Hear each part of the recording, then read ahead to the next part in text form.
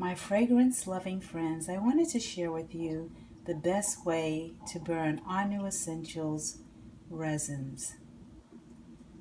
So many people have asked me how it's done, so this is how I do it. First, I begin with this silver coated charcoal. I really enjoy using this charcoal because of its fine quality. The smell of the charcoal does not mingle with the smell of my resins. So I get the pure smell of the resin itself.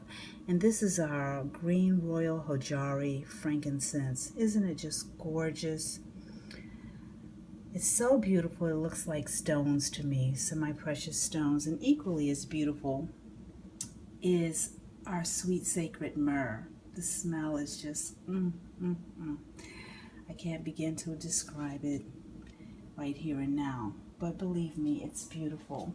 And so what I do is I break off a piece of the charcoal and then I sit it on my burner. I remove the grid. And before I pick up the charcoal, I leave it on there for about 3 to 5 minutes. And you turn the fire completely off before picking up the charcoal. Let me see. You pick it up and put it in the burner. And then you pick up a piece of your resin. I'll pick up this piece and place it here. If you don't have these kind of tweezers, which we will have on the site soon, you can use tongs, the kind of tongs you use in the kitchen. And that's it for a little while. You just close it up. I close it up because I love to see the smoke come through the vents here.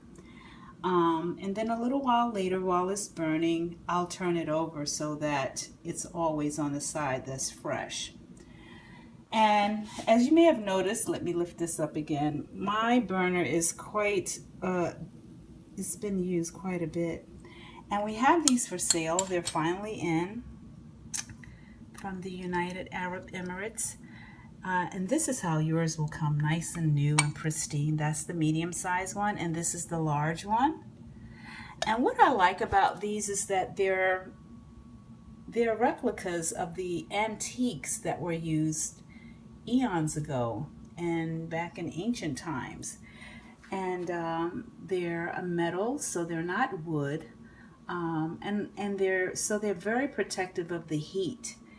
They contain the heat. In addition to those new ones that we're selling, we also have vintage burners, because once I started showing my vintage burners, people wanted to buy them. So I'm going to start selling some of my collection. This is a Chinese cast iron one that we have, and look how nice it is on the inside. Lots of room to maneuver your resins and your charcoal. Another one that I have that I really like is this brass, solid brass. It has carving on the outside. Isn't that pretty? And it has a food dog on the top. And as you may already know, food dogs are really lions, and they represent protection, like a gargoyle. And inside of this, they have also a ceramic cup to put your charcoal in, or you could put it straight away on the bottom of there. As you see, it's been done before. But I like this idea of the ceramic. I think that's kind of neat. And so that's about it. You know, you can open this up. It doesn't get hot. And you can turn it over. You see it's getting a little, you might be able to see it's getting a little black. I wait till it's dark on the other side and then I turn it over so that, oops, and it can get a little sticky because it's gummy. But it's not quite ready to turn over yet. And that's basically it. I really love this process. I call it a ritual of cleansing, clearing, and fragrancing my home.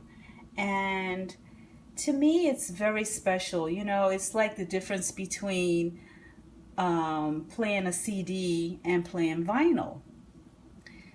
To me, the CD is like burning an incense stick, and burning resins is like playing vinyl. It's a process. It's a beautiful process. It's meditative. It's relaxing.